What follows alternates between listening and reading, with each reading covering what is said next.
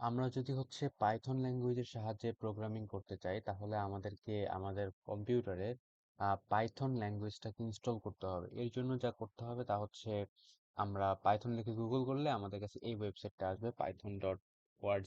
এই ওয়েবসাইটে তা আমরা এখানে যাব।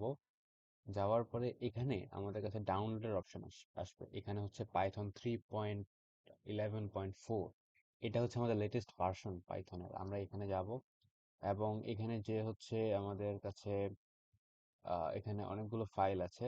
আমরা হচ্ছে এখান থেকে উইন্ডোজ, আপনার যদি উইন্ডোজ থাকে তো উইন্ডোজের ওই হিসেবে 32 বিট বা 64 বিট যেটা আছে ওইটা ইনস্টল করবেন এখান থেকে।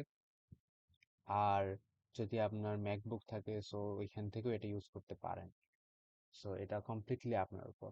ডাউনলোড করার পরে আপনি সাধারণত যেভাবে অন্যান্য ফাইল ইনস্টল করেন আপনার কম্পিউটারে ওইভাবেই ইনস্টল করবেন আপনার কম্পিউটারে। এটা হচ্ছে পাইথনের ফাইল ইনস্টল করার প্রক্রিয়া, পাইথন ল্যাঙ্গুয়েজ ইনস্টল করার প্রক্রিয়া। সো অন্যান্য ফাইলের সাথে ইনস্টল করার সাথে এখানে একটা বেসিক ডিফারেন্স আছে যে এখানে আপনার একটা এনভায়রনমেন্ট সেট আপ করতে হয়। এনভায়রনমেন্ট সেট আপ করার জন্য আমাদেরকে যেটা করতে হবে তা হচ্ছে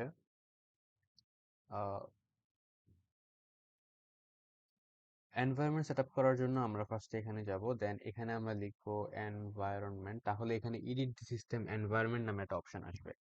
So আমরা হচ্ছে সেটাতে ক্লিক করব। ক্লিক করলে এখানে আমাদের কাছে অনেকগুলো অপশন আসবে। এখানে এনভায়রনমেন্ট ভেরিয়েবলস যদি আমরা ক্লিক করি তাহলে আমাদের এখানে পাথ নামে একটা অপশন পাবো আমরা। এটাতে ক্লিক করার পরে আমরা যদি নিউতে ক্লিক করি, এখানে যদি আপনার এরকম সি, পাইথন স্ক্রিপ্টস এরকম যদি লেখা থাকে, আর এখানে আরেকটা বিষয় যে আপনারা যখন পাইথন ইনস্টল করছেন তখন কোন ড্রাইভে ইনস্টল করছেন সেটা দেখবেন, সেটা কি সি ড্রাইভে ইনস্টল হচ্ছে। আপনি যখন ইনস্টল করবেন তখন কিন্তু আপনার কাছে একটা লোকেশন চায়। তো ওই লোকেশনটা যদি সি ড্রাইভে হয়ে থাকে তাহলে সি এখানে আপনি দিবেন যে সি পাইথন এভাবে লিখবেন। অথবা যদি হচ্ছে এখানে দেওয়া থাকে আপনি যদি ডি ড্রাইভে ইনস্টল করে থাকেন তাহলে ওই পাথটা এখানে এসে দিতে হবে। তো এখানে যদি আমি এডিট করতে চাই তো এখানে আমি এডিটে যে এখানে জাস্ট নতুন একটা নিউতে ক্লিক করে নতুন একটা জিনিস আমি এখানে চাইলে অ্যাড করতে পারি। তো এখানে আমার যেহেতু অ্যাড করা আছে অলরেডি, আমি আর কিছু করছি না। যদি আপনাদের অ্যাড করা না থাকে তো এখানে নিউতে ক্লিক করে আপনারা চাইলে এখানে পাথটা অ্যাড করতে পারেন। অ্যাড করে ওকে দিলে, এখানে ওকে দিলে, আপনার এখানে ওকে দিলে আপনার এনভায়রনমেন্ট সেট আপ হয়ে যাবে। তো আমরা হচ্ছে আমাদের পাইথন ইনস্টল করলাম, পাইথনে এনভায়রনমেন্ট সেট আপ করলাম। সো আমাদের কম্পিউটারে এখন পাইথন ইনস্টল আছে। আমরা যদি এখন যেটা করতে চাই, যদি পাইথনের সাহায্যে কোনো কোড করতে চাই তাহলে কোডটা কোনো একটা প্ল্যাটফর্মে লেখা লাগে। তো এর জন্য অনেকগুলো অপশন আমাদেরকে দেওয়া হয়, অনেকগুলো প্ল্যাটফর্মই আছে, ভিজুয়াল স্টুডিও কোড আছে, পাইচার্ম আছে। সো ওগুলো সবগুলোই খুব ভালো। বাট আমি যেটা এখানে কাজ করতে চাই সেটা হচ্ছে জুপিটার নোটবুক। সো নোটবুক খুবই ভালো একটা অপশন পাইথনের জন্য।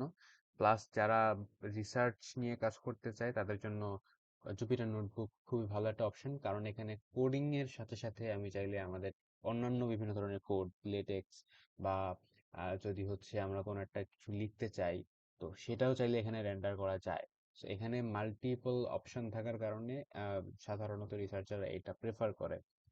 সো আমরা হচ্ছে জুপিটার নোটবুক, যদি আমরা জুপিটার নোটবুক নিয়ে কাজ করতে চাই তো জুপিটার নোটবুকে এখানে আমরা ক্লিক করব।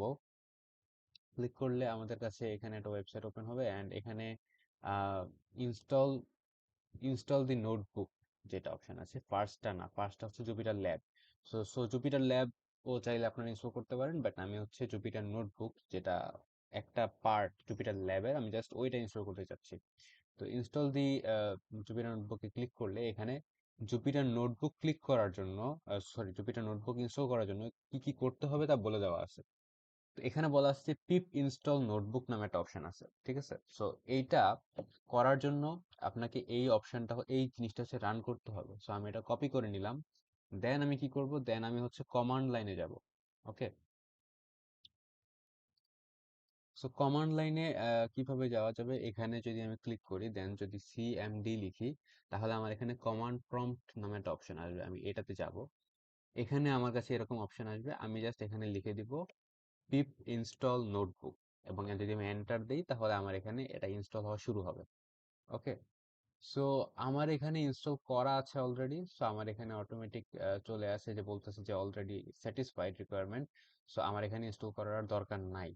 বাট আপনাদের যদি হচ্ছে ইনস্টল করা না থাকে তখন এটা ইনস্টল হবে।